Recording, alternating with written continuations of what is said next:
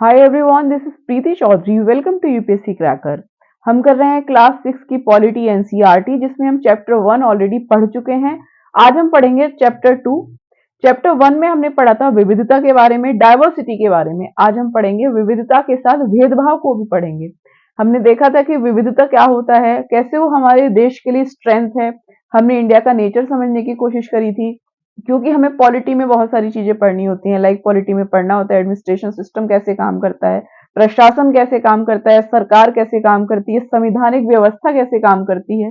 तो इन सारे क्वेश्चंस के आंसर ढूंढने के लिए हमने ये देखा था कि सबसे पहले भारत को समझना बहुत जरूरी है। भारत कैसा है, सो भारत को समझने के लिए हमने चैप्टर 1 में विविधता के बारे में पढ़ा था। हमने पढ़ा था कि डायवर्सिटी जो इंडिया के अंदर है वो भारत को किस तरह का बनाती है, कैसी कैसी डायवर्सिटी है भारत के अंदर। आज हम इसके साथ एक शब्द और है नया, भेदभाव, इसको भी पढ़ेंगे। तो पढ़ते हैं, भेदभाव क्या होता है, विविधता क्या होता है। देखिए, विविधता पढ़ा था हमने फर्स्ट चैप्टर में। डाइवर्सिटी हमने पढ़ा था कि डाइवर्सिटी क्या होता है, वो कौन कौन से आधार हैं जो लोगों को अलग अलग बनाते हैं। हमने पढ़ा था कि हम लोग आपस में धर्म के आधार पर अलग हैं, हमारी भाषाएं अलग हैं, हमारी जो संस्कृति है, हमारा रहन सहन, हमारी वेशभूषा, हमारा खान पान, ये जो सारी चीजें हैं वो अलग अलग हैं। ये भारत के अंदर विविधता पाई जाती है। आज हम इसके साथ पढ़ेंगे भेदभाव, डिस्क्रिमिनेशन क्या होता है, आज हम ये देखेंगे। चैप्टर पढ़ने स्टार्ट करते हैं।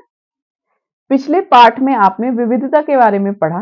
कई बार जो लोग दूसरों से अलग होते हैं उन्हें चिढ़ाया जाता है, उनका मजाक उड़ाया जाता है, या फिर उन्हें कई गतिविधियों में या समूह में शामिल नहीं किया जाता।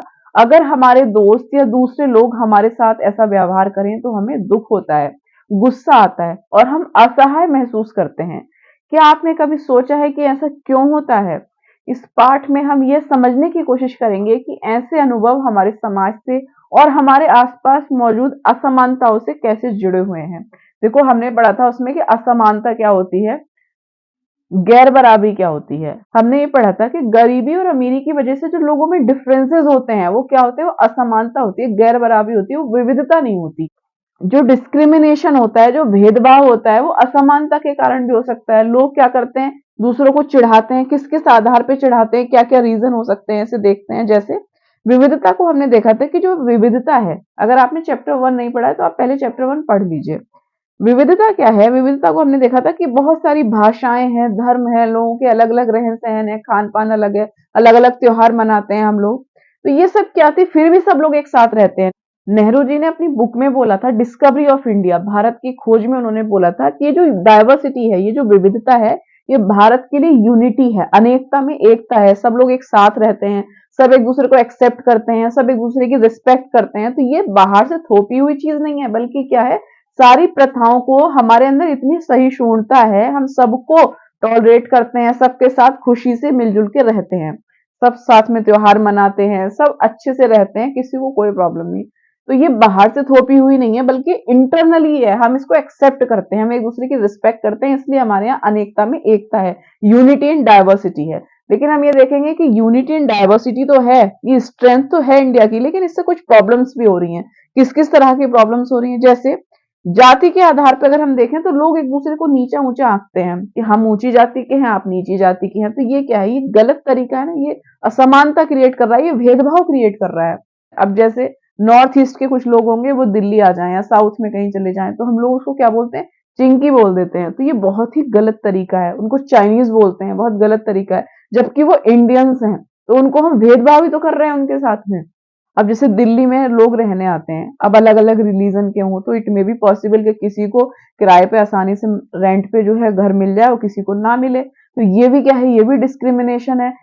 अगर कोई जो स्टूडेंट है वो रूरल एरिया से आया हुआ है, वो नहीं है बहुत ज्यादा चीजों से परिचित हो सकता है, उसकी जो वेशभूषा है वो भी अलग हो, अलग तरह से कपड़े पहनता हो, उसका खाने का तरीका अलग हो, वो अलग तरह का फूड खाता हो, और उसकी लैंग्वेज भी थोड़ी अलग हो, तो जो अर्बन रीजन के लोग होंगे वो क्या करेंगे, उनकी मजाक उड़ाएंगे। तो ऐसा नहीं करना चाहिए, यही भेदभाव है।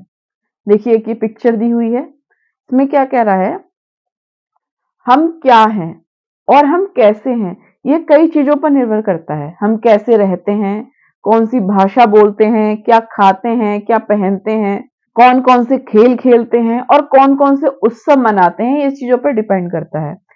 इन सब पर हमारे रहने की जो जगह है, जो भूगोल है हमारा और जो उसका इतिहास है, उसका असर पड़ता है। ये सारी चीजें हम इन डिटेल डिस्कस कर चुके हैं। हमने लद्दाख का और केरल के एग्जाम्पल से ये चीज समझी थी कि किसी पर्टिकुलर एरिया की जो विविधता है, जो वहाँ का कल्चर है, जो वहाँ का धर्म है, वहाँ की भाषा, जो लोग खाते हैं, जो लोग पहनते हैं, इन सब पर वहाँ के भूगोल और इतिहास का पूरा पूरा असर पड़ता है। उस पर्टिकुलर जगह का भूगोल, वहाँ का इतिहास ये डिसाइड करता है कि यहाँ का कल्चर कैसा होगा, यहाँ लोग क्या खाएंगे, क्या पहनेंगे, ये सारी चीजें वहाँ भूगोल और इतिहास डिसाइड करता है। जैसे हमने देखा था ना कि केरल के एग्जाम्पल में कि केरल क्या है, वहां का मौसम रहता है गर्म। मौसम गर्म मीन्स भूगोल से रिलेटेड है, तो वहां लोग ढीले कपड़े पहनेंगे, कॉटन के कपड़े पहनना पसंद करेंगे। खाएंगे क्या, जो उनका कल्चर है वो क्या खाएंगे, वहां भूगोल से रिलेटेड है, वो नारियल को पसंद करते हैं, वो इडली सांभर खाते हैं, तो वहां का कल्चर वैसा है। लिक्विड चीजें खाना पसंद करते हैं। और वहां का इतिहास कि वहां वास्को डी गामा आया, पुर्तगाली आए, यूरोपीय आए, अरब के लोग आए, चाइना के लोग आए, तो वहां से उसका कल्चर डिसाइड हो गया। वो जब ये लोग वहां आए तो वहां धर्म, वहां की भाषा, वहां का रहन सहन, वहां का खान पान सब चेंज हुआ, वहां का कल्चर चेंज हुआ, तो वहां इतिहास का भी फर्क पड़ता है उस पर्टिकुलर जगह पे। ये विविधता वहीं से आती है। ये हमने इन डिटेल डिस्कशन किया था चैप्टर 1 में। ठीक है, अभी हम बेसिकली क्या कर रहे हैं, विविधता के साथ भेदभाव भी पढ़ रहे हैं। आगे कह रहा है, अगर आप संक्षेप में ही निम्नलिखित बिंदुओं पर ध्यान दें तो यह अंदाज लग जाएगा कि भारत कितनी विविधताओं वाला देश है। संसार में 8 मुख्य धर्म हैं। ठीक है, जो मुख्य धर्म है 8।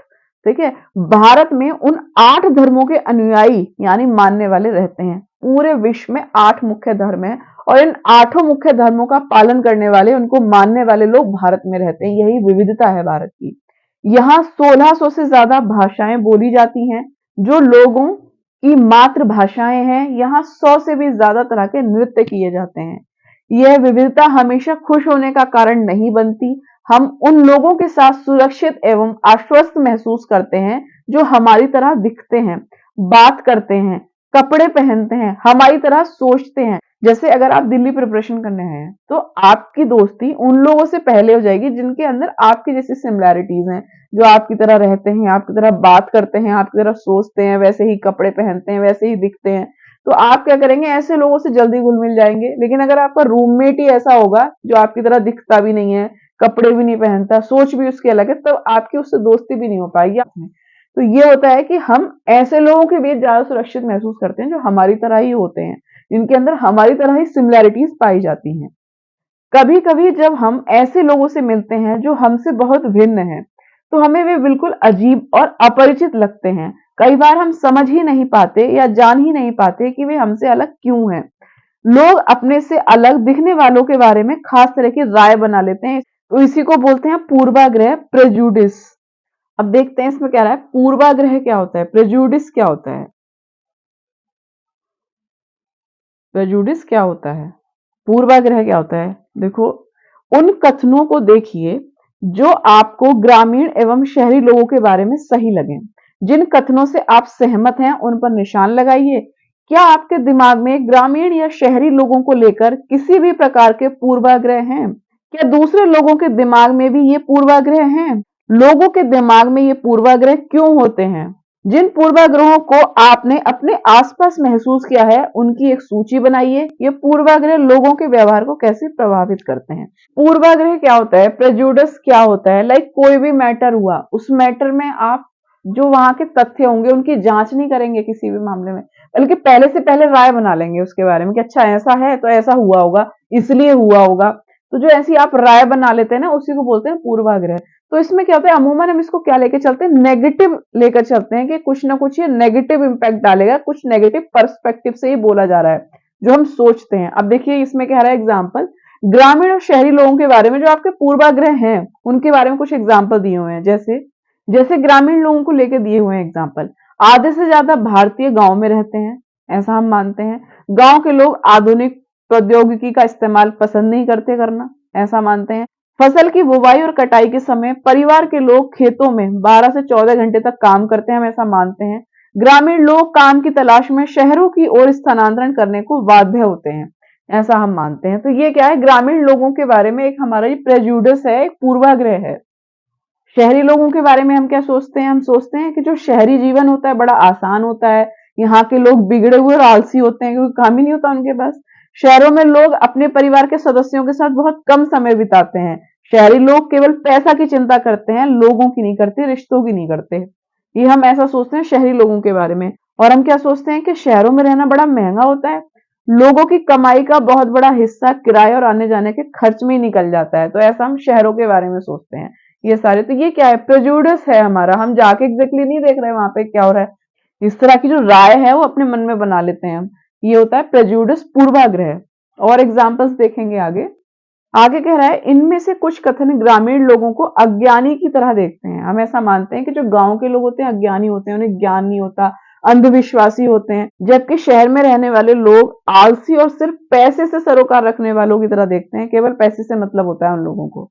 जब हम किसी के बारे में पहले से ही राय बना लेते हैं तो उससे हम अपने दिमाग में बिठा लेते हैं, इसे ही कहते हैं पूर्वाग्रह। पहले से पहले मान लेना कि ये तो ऐसा ही होगा, ये पर्टिकुलर केस में ऐसा ही हुआ होगा। ये ग्रामीण और शहरी एग्जाम्पल्स से हमने देख लिया कि गांव के लोग हैं तो अज्ञानी ही होंगे, अंधविश्वासी होंगे, शहर का है तो आलसी होगा, पैसे से मतलब रखने वाला होगा, लोगों से, रिश्तों से इसको कोई लेना देना नहीं होगा। पूर्वाग्रह जो है ये ज्यादातर राय जो है नकारात्मक होती है, नकारात्मक। पूर्वाग्रह हम नकारात्मक ही सोचते हैं, पहले से पहले उस चीज के बारे में नेगेटिव सोचने लग जाएंगे। जैसे कि कथनों में दिया गया है, लोगों को आलसी या कंजूस मानना भी पूर्वाग्रह ही होता है। जब हम ये सोचने लगते हैं कि किसी काम को करने का कोई एक तरीका ही सबसे अच्छा और सबसे सही है, तो हम अक्सर दूसरों की इज्जत नहीं कर पाते जो उसी काम को दूसरी तरह से करना पसंद करते हैं। उदाहरण के लिए इंग्लिश का एग्जाम्पल दिया है कि इंग्लिश जो है सबसे अच्छी भाषा होती है, तो इससे क्या होगा, जो दूसरी भाषाएं उनको महत्वपूर्ण नहीं मानेंगे आप, और हम अन्य भाषाओं को बहुत नकारात्मक रूप से देखने लगेंगे। परिणाम स्वरूप क्या होगा, हम उन लोगों को शायद इज्जत नहीं कर पाएंगे जो अंग्रेजी के अलावा अन्य भाषाएं बोलते हैं। हम उन लोगों की इज्जत ही नहीं करेंगे, हम ये मान के चल रहे हैं इंग्लिश सबसे अच्छी लैंग्वेज है, और जो उसको बोलता है भैया वो तो बहुत पढ़ा लिखा है, बड़ा इंटेलिजेंट है। तो हम ना तो दूसरी लैंग्वेजेस की रिस्पेक्ट करेंगे ना बोलने वालों की रिस्पेक्ट करेंगे जो दूसरी लैंग्वेज बोलेंगे। तो ये होता है पूर्वाग्रह, एक नेगेटिव धारणा बना लेना दूसरी चीजों के बारे में, सामने वालों के बारे में। हम कई चीजों के बारे में ही पूर्वाग्रही हो सकते हैं। लोगों के धार्मिक विश्वास, उनकी चमड़ी का रंग जो होता है, जिस क्षेत्र से वो आते हैं, जिस तरह से वो बोलते हैं, जैसे कपड़े पहनते हैं इत्यादि। देखिए, धार्मिक विश्वास, ठीक है, बहुत ज्यादा डिस्क्रिमिनेशन अगर आप देखेंगे, भेदभाव भारत के अंदर देखेंगे तो सबसे ज्यादा हिंदू मुस्लिम्स में दिखता है कि उस पर्टिकुलर धर्म को मानने वाला है तो ऐसा होगा, उस पर्टिकुलर रिलीजन को मानने वाला है तो ऐसा होगा। चमड़ी का रंग देखिए, चमड़ी के रंग का तो आप एग्जाम्पल अमेरिका में देख सकते हैं, वहां पे कितने सारे केसेस आते हैं, व्हाइट लोग, ब्लैक लोग, यही सब चलता रहता है वहां पे।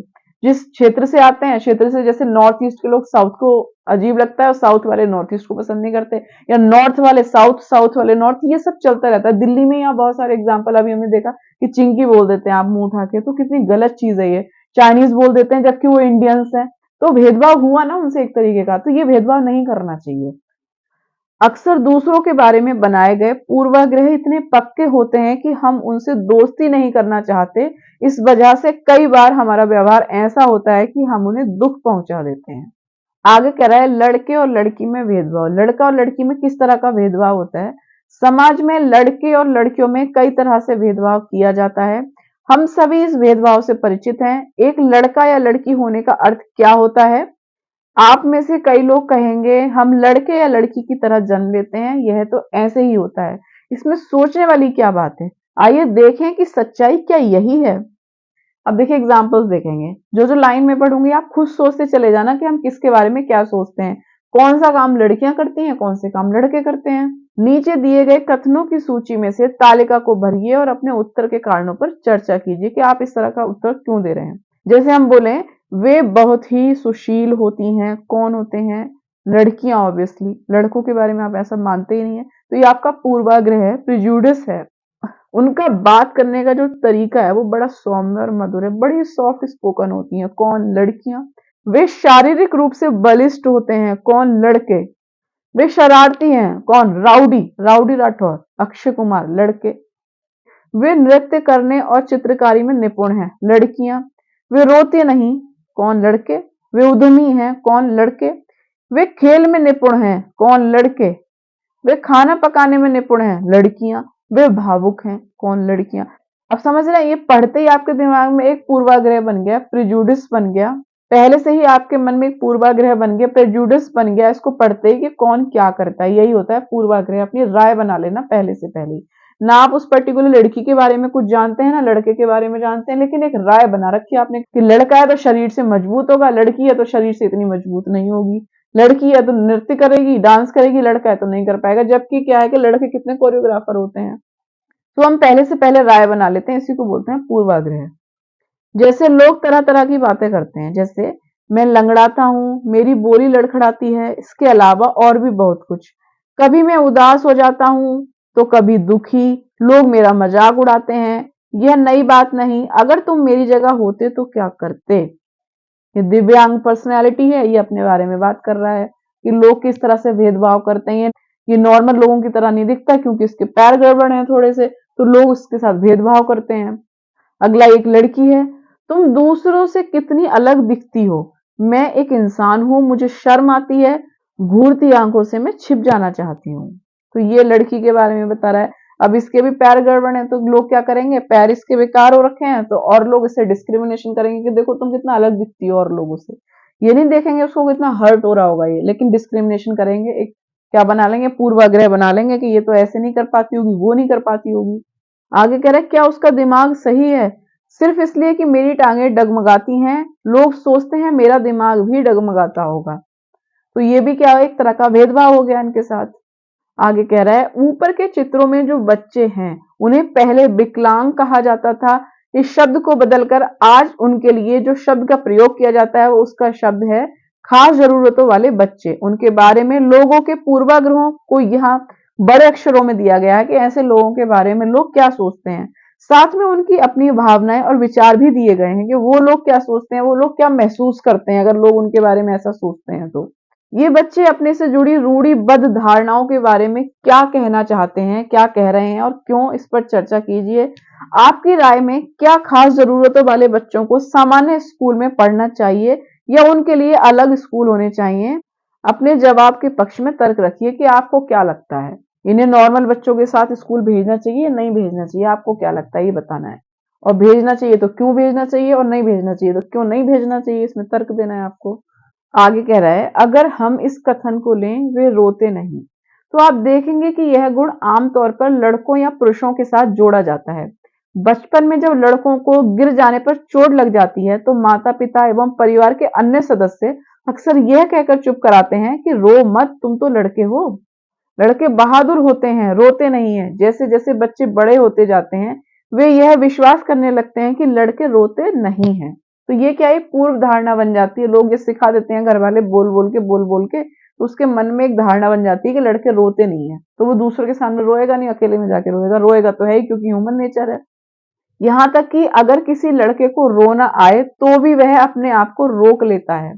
लड़का यह मानता है कि रोना कमजोरी की निशानी है। हालांकि लड़कों और लड़कियों दोनों का कभी कभी रोने का मन करता है, खासकर जब उन्हें गुस्सा आए या दर्द हो।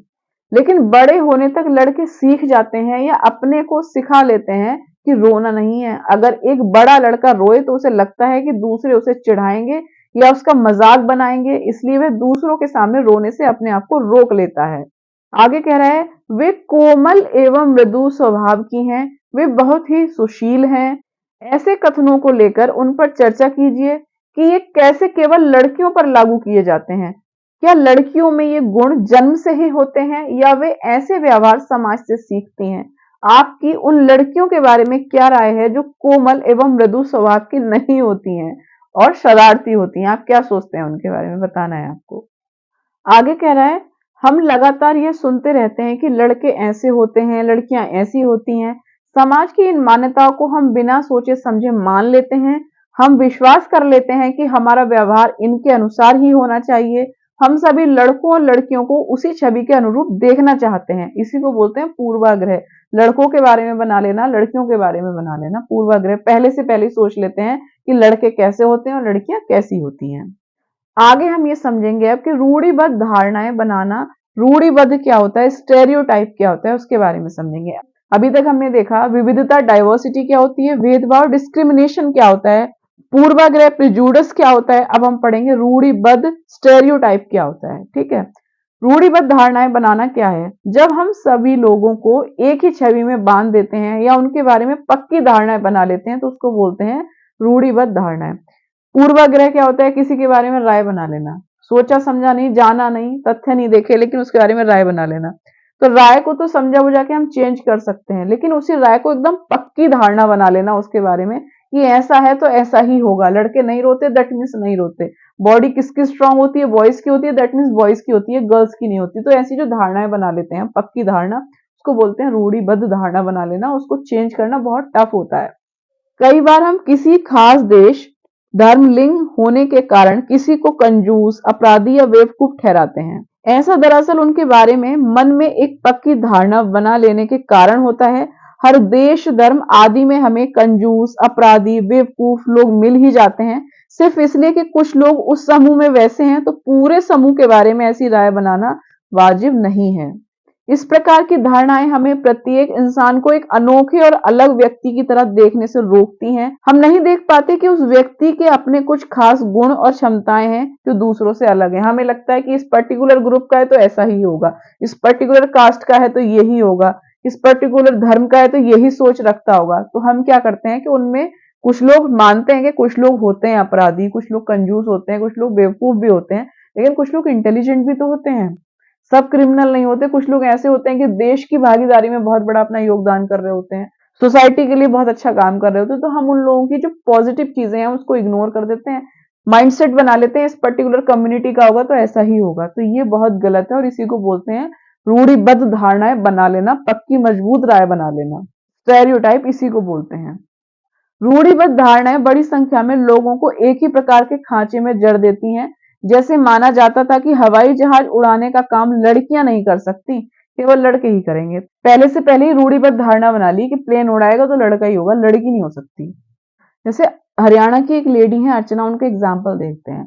हरियाणा में जो है महिलाओं के साथ डिस्क्रिमिनेशन बहुत देखा गया है, सेक्स रेशियो भी देखा है कि कम रहता है वहां पे। वहां पे देखा गया कि जो लेडी, एक अर्चना नाम है उनका, उनके हस्बैंड गाड़ी चलाते थे, गाड़ी चलाते उनकी टांगे टूट गई, एक्सीडेंट हुआ, टांगे टूट गई। तो उन्होंने बहुत रिक्वेस्ट करी कि जो हस्बैंड है उनकी जगह गाड़ी मैं चलाऊं, क्योंकि उनकी तो टांगे टूट गई हैं, घर कैसे चलेगा, खर्चा कैसे चलेगा। तो किसी ने नहीं चलाने दिया उनको। लेकिन उन्होंने खुद हिम्मत करी और वो इंडिया के अंदर पहली जो हैवी व्हीकल्स ड्राइवर होती हैं वो बनी। ट्रक चलाया उन्होंने, बस चलाया, और बस में जो लेडी कंडक्टर रखी उन्होंने। तो ये क्या है? ये जो भेदभाव है, ये डिस्क्रिमिनेशन है, ये जो पूर्वाग्रह उनके दिमाग में बना हुआ है उसको उन्होंने तोड़ दिया। हम पहले से पहले सोच लेते हैं, जबकि ऐसा नहीं होता है। इन धारणाओं का असर हम सब पर पड़ता है। कई बार ये धारणाएं हमें ऐसे काम करने से रोकती हैं जिनको करने की काबिलियत शायद हम में हो। ये देखिए पिक्चर में आप देख सकते हैं, ये सारी बच्चियां पढ़ाई करने की कोशिश कर रही हैं, पढ़ रही हैं। अब हम देखेंगे असमानता, इनइक्वालिटी और भेदभाव। डिस्क्रिमिनेशन क्या होता है? भेदभाव तब होता है जब लोग पूर्वाग्रह या रूढ़िबद्ध धारणाओं के आधार पर व्यवहार करते हैं। अगर आप लोगों को नीचा दिखाने के लिए कुछ करते हैं, अगर आप उन्हें कुछ गतिविधियों में भाग नहीं लेने देते, उन्हें भाग लेने से रोकते हैं, किसी खास नौकरी को करने से रोकते हैं, या किसी मोहल्ले में रहने नहीं देते, एक ही कुएं या हैंडपंप से पानी नहीं लेने देते, और दूसरों द्वारा इस्तेमाल किए जा रहे कप या गिलास में चाय नहीं पीने देते, तो इसका मतलब यह है कि उनके साथ क्या कर रहे हैं? भेदभाव कर रहे हैं। पूरा गांव एक ही कुएं से पानी पी रहा है, लेकिन कुछ लोगों को आप पीने नहीं दे रहे। पूरे मोहल्ले में इतने सारे लोग रहते हैं, लेकिन कुछ खास परिवारों को आप उस मोहल्ले में रहने नहीं दे रहे। कुछ खास नौकरियों में उनको जाने नहीं दे रहे। कुछ पर्टिकुलर आयोजन हो रहा है गांव में, तो उसमें उनको शामिल नहीं होने दे रहे। जैसे आप अपने घर में जो कप या ग्लासेस यूज करते हैं जिसमें चाय पीते हैं, उनमें कप ग्लासेस में चाय उनको नहीं दे रहे। तो ये सब क्या है? भेदभाव ही तो है ये। इस भेदभाव के कारण क्या होंगे? इस भेदभाव के कई कारण हो सकते हैं। आप याद करें कि पिछली पार्ट में समीर एक और समीर दो की हमने एक कहानी पढ़ी थी। वो एक दूसरे से भिन्न थे। कैसे? उदाहरण के लिए उनके धर्म अलग थे, ये विविधता का एक पहलू है, पर यह भेदभाव का कारण भी बन सकता है। देखो हमने पढ़ा था लास्ट चैप्टर में कि विविधता क्या है? स्ट्रेंथ है, मजबूती है भारत की। लेकिन यह भेदभाव का कारण भी बन सकता है। कैसे बन सकता है? ऐसा तब होता है जब लोग अपने से भिन्न प्रथाओं और रिवाजों को निम्न कोटि का मानते हैं। लोग ये मानते हैं कि अच्छा, इसके यहाँ जो कस्टम्स फॉलो होते हैं, इनके यहाँ जो रीति रिवाज है, इनके जो प्रथाएं, वो हमसे तो निम्न कोटि की है, हम उच्च जाति के, हमारे यहाँ अच्छी प्रथाएं हैं, इनकी प्रथाएं खराब है, हमसे निम्न है। लोग ऐसा सोचते हैं, तो भेदभाव होता है। दोनों समीरों में एक और अंतर था, उनकी आर्थिक पृष्ठभूमि। कैसे? समीर दो कौन था? समीर दो वो था जो बच्चा न्यूज़पेपर बेचता था। गरीब विविधता का पहलू नहीं है। जो गरीबी है वो विविधता का पहलू नहीं है। ये क्या है? ये असमानता है। बहुत लोगों के पास अपने खाने, कपड़े, घर की जो मूल जरूरतों को पूरा करने के लिए साधन और पैसे नहीं होते हैं, इस कारण दफ्तरों, अस्पतालों और स्कूलों आदि में उनके साथ भेदभाव किया जाता है। गरीबी के आधार पे भेदभाव हो रहा है, असमानता के कारण भेदभाव हो रहा है उनके साथ। कुछ लोगों को विविधता और असमानता पर आधारित दोनों ही तरह के भेदभाव का सामना करना पड़ता है। एक तो इस कारण कि वे उस समुदाय के सदस्य हैं जिनकी संस्कृति को मूल्यवान नहीं माना जाता है। ऊपर से यदि वे गरीब हैं तो उनके पास अपनी जरूरतों को पूरा करने के साधन ही नहीं होते, तो इस आधार पर भेदभाव किया जाता है उनके साथ। ऐसे दोहरे भेदभाव का सामना कई जनजातीय लोगों, धार्मिक समूह और खास क्षेत्र के लोगों को करना पड़ता है। जैसे एक एग्जाम्पल इसमें दिया हुआ है, दलित वह शब्द है जो नीची कही जाने वाली जाति के लोग अपनी पहचान के रूप में इस्तेमाल करते हैं। वे क्या करते हैं, इस शब्द को अछूत से ज्यादा पसंद करते हैं कि अछूत कहने से बेटर है आप हमें दलित बोल लो। दलित का मतलब क्या होता है, दलित का मतलब होता है जो व्यक्ति दबाया गया हो, कुचला गया हो, वो होता है दलित। दलितों के अनुसार ये जो शब्द है ये दर्शाता है कि कैसे सामाजिक पूर्वाग्रह और भेदभाव ने दलित लोगों को दबा कर रखा, कि दबाए गए पहले से ही सरकार ऐसे लोगों को अनुसूचित जाति के वर्ग में रखती है। रूढ़िबद्ध धारणाओं एवं भेदभाव में क्या अंतर है ये बताना है। आपके अनुसार जिस व्यक्ति के साथ भेदभाव होता है उसे कैसा महसूस होता है। आप जैसे आप अपने एरिया से यहाँ आते हैं दिल्ली पढ़ने, हो सकता है आप किसी ग्रामीण क्षेत्र से हो या किसी भी पर्टिकुलर एरिया से हो, तो आपको हो सकता है कि कई मामलों में भेदभाव का सामना करना पड़े, लाइक आपकी जो लैंग्वेज है या आपका रहन सहन है या कोई भी रीजन हो सकता है। तो इससे क्या होता है, आप कैसा फील करेंगे, ऑब्वियसली बहुत बुरा फील होता है अगर आपके साथ कोई भेदभाव करे। सो वो सारा आपको बताना है कि रूढ़िबद्ध धारणा और भेदभाव में क्या अंतर होता है। तो रूढ़िबद्ध धारणाएं क्या है, रूढ़िबद्ध धारणाएं वही है कि पहले से पहले एक पक्की धारणा बना लेना कि ये पर्टिकुलर कम्युनिटी का पर्सन है तो ये ऐसा ही होगा, एकदम पक्की धारणा बना लेना, वो होता है रूढ़िबद्ध धारणाएं। और भेदभाव तो आप समझ ही गए हैं, असमानता के आधार पर भी हो सकता है, विविधता के आधार पर भी हो सकता है। पीछे हमने देख लिया कि अलग अलग धर्म है तो भेदभाव हो रहा है, अलग अलग जाति से है तो भेदभाव हो रहा है, गरीबी अमीरी है तो भेदभाव हो रहा है। तो कई सारे फैक्टर्स हो सकते हैं जिनके आधार पर भेदभाव होता है। भारत के एक महान नेता डॉक्टर भीमराव अंबेडकर का जिक्र है, ने जातीय व्यवस्था पर आधारित भेदभाव के अपने अनुभवों के बारे में लिखा। और क्या लिखा इन्होंने, यह अनुभव उनको 1991 में हुआ था जब वे केवल 9 साल के थे। वे महाराष्ट्र के कोरेगांव में अपने भाइयों के साथ पिता से मिलने गए थे। बड़ी देर रात हमने इंतजार किया पर कोई नहीं आया। 1 घंटा बीत गया तो स्टेशन मास्टर पूछने आ गए। उन्होंने हमसे हमारे टिकट मांगे जो हमने दिखा दिए। उन्होंने पूछा कि हम वहां क्यों रुके हुए थे। हमने बताया कि हमें कोरेगांव जाना था और हम पिताजी या उनके नौकर के आने का इंतजार कर रहे थे, लेकिन दोनों में से कोई नहीं पहुंच पाया था और हमें पता नहीं था कि कोरेगांव कैसे पहुंचते हैं। हमने बहुत अच्छे कपड़े पहन रखे थे, हमारे कपड़ों और बोली से कोई भी यह अंदाजा नहीं लगा सकता था कि हम अछूतों के बच्चे थे। निश्चय ही स्टेशन मास्टर को यह लगा था कि हम ब्राह्मण के बच्चे हैं और वे हमारी मुश्किल को देखकर बड़े परेशान हुए, जैसा कि हिंदुओं में होता ही है। स्टेशन मास्टर ने हमसे पूछा कि हम कौन हैं। बिना एक पल भी सोचे मेरे मुंह से निकल गया कि हम महार हैं। बंबई प्रांत में महार समुदाय को अछूत माना जाता था। उनको एकदम से धक्का लगा, वे भौचक्के रह गए, उनके चेहरे पर अचानक परिवर्तन हुआ। हमने देख लिया कि एक अजीब सी घृणा की भावना उन पर हावी हो गई थी। उन्होंने जैसे ही मेरा जवाब सुना वे अपने कमरे में वापस चले गए और हम वहीं के वहीं खड़े रह गए। 15-20 मिनट बीत गए थे, सूरज बिल्कुल छिप सा गया था। पिताजी आए नहीं और ना ही उनका नौकर। अब स्टेशन मास्टर भी हमें छोड़कर चले गए थे। हम काफी घबराए हुए थे। ये देखिए अंबेडकर और उनके भाई स्टेशन पे वेट कर रहे हैं अपने पिताजी का, उनके नौकर का, और ये स्टेशन मास्टर उनसे बात कर रहे हैं। पिक्चर में इनको दिखाया है। यहाँ देखिए बैलगाड़ियां खड़ी हुई हैं, ये ट्रेन खड़ी हुई है, इसमें दिखाया है पिक्चर में। यात्रा के शुरू में जो खुशी और उत्साह की भावना थी उसकी जगह अब अत्यधिक उदासी ने ले ली थी। आधे घंटे के बाद स्टेशन मास्टर लौट कर आए तो पूछा कि हम क्या करने की सोच रहे हैं। हमने कहा अगर हमें किराए पर एक बैलगाड़ी मिल जाती तो हम कोरेगांव जा सकते थे। अगर कोरेगांव ज्यादा दूर नहीं हो तो हम फौरन निकलना चाहते थे। वहां किराए पर कई बैलगाड़ियां चल रही थी, लेकिन मैंने स्टेशन मास्टर को जवाब दिया था कि हम महार हैं, उसका पता सबको चल गया था। कोई भी गाड़ीवान अछूत वर्ग की सवारी को ले जाकर अपने आप को गंदा और नीचा नहीं बनाना चाहता था। हम दोगुना किराया देने को तैयार थे, पर हमें एहसास हुआ कि बात पैसे से नहीं बन सकती थी। स्टेशन मास्टर जो हमारे लिए गाड़ी वालों से मोल तोल कर रहे थे चुपचाप खड़े हो गए। समझ नहीं आ रहा था कि क्या करें। अब कुछ क्वेश्चन है कि बच्चे पैसे देने को तैयार थे फिर भी गाड़ी वालों ने उन्हें ले जाने के लिए क्यों मना कर दिया था, ये क्वेश्चन है। क्योंकि वो महार थे। भेदभाव हो रहा था जाति के आधार पर। स्टेशन पर लोगों ने डॉक्टर अंबेडकर उनके भाइयों के साथ कैसा भेदभाव किया था, जाति के आधार पर भेदभाव हो रहा था। महार होने का पता चलने पर स्टेशन मास्टर की जो प्रतिक्रिया हुई थी उसे देखकर बचपन में अंबेडकर को कैसा लगा होगा, अपने शब्दों में इसका वर्णन कीजिए। कितना बुरा लगता है, बच्चा बचपन से ये सारी चीजें देख रहा है तो उसका जो सेल्फ कॉन्फिडेंस है वो तो बिल्कुल जीरो ही हो जाता है। किस तरह का भेदभाव उसके साथ हो रहा है। क्या आपको कभी अपने प्रति लोगों के पूर्वाग्रह का अनुभव हुआ है, या आपने दूसरों के प्रति भेदभाव भरे व्यवहार को देखा है?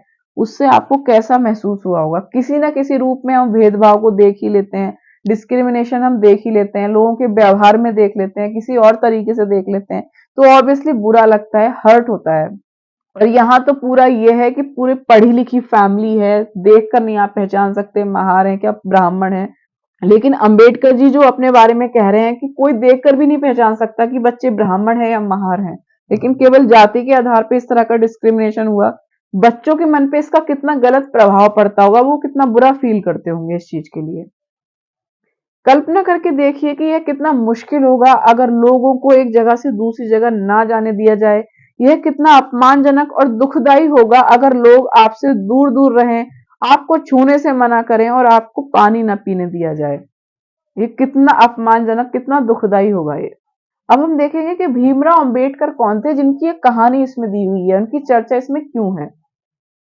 देखिए, डॉक्टर भीमराव अंबेडकर 1891 से 1956 ये इनका जन्म हुआ है और मृत्यु हुआ है, को भारतीय संविधान के पिता एवं दलितों के सबसे बड़े नेता के रूप में जाना जाता है। डॉक्टर अंबेडकर ने दलित समुदाय के अधिकारों के लिए लड़ाई लड़ी। उनका महार जाति में जन्म हुआ था जो अछूत मानी जाती थी। महार लोग गरीब होते थे, उनके पास जमीन नहीं होती थी, उनके बच्चों को वही काम करना पड़ता था जो वे खुद करते थे। उन्हें गांव के बाहर रहना पड़ता था और गांव के अंदर उन्हें आने की इजाजत नहीं थी। ये क्या है, जाति के आधार पर भेदभाव हो रहा है। अंबेडकर अपनी जाति के पहले व्यक्ति थे जिन्होंने अपने कॉलेज की पढ़ाई पूरी की और वकील बनने के लिए इंग्लैंड गए। उन्होंने दलितों को अपने बच्चों को स्कूल कॉलेज भेजने के लिए प्रोत्साहित किया। दलितों से अलग अलग तरह की सरकारी नौकरी करने को कहा ताकि वे जाति व्यवस्था से बाहर निकल जाएं। दलितों के मंदिर में प्रवेश के लिए कई प्रयास किए जा रहे थे। उनका अंबेडकर ने क्या क्या नेतृत्व किया। उन्होंने ऐसे धर्म की तलाश की जो सबको समान निगाह से देखे। जीवन में आगे चलकर उन्होंने धर्म परिवर्तन करके बौद्ध धर्म को अपना लिया। ये देखिए, ये है भीमराव अंबेडकर जी। उनका मानना था कि दलितों को जाति प्रथा के खिलाफ अवश्य लड़ना चाहिए और ऐसा समाज बनाने की तरफ काम करना चाहिए जिसमें सबकी बड़ी इज्जत हो, ना कि कुछ ही लोगों की इज्जत हो। तो ये भीमराव अंबेडकर ने दलित समाज के उत्थान के लिए बहुत काम किया। So guys, class 6 polity chapter 2 विविधता और भेदभाव, डायवर्सिटी एंड डिस्क्रिमिनेशन का पार्ट 1 यहाँ कंप्लीट होता है। पार्ट 2 में हम पढ़ेंगे समानता के लिए संघर्ष, और भी बहुत सारे इंपॉर्टेंट टॉपिक्स हैं जो उसमें हम पढ़ेंगे। बहुत सारी शब्दावलियों से परिचित होंगे। पार्ट 1 में इतना ही। रिवीजन करते रहिए, जुड़े रहिए यूपीएससी क्रैकर के साथ। Thank you so much.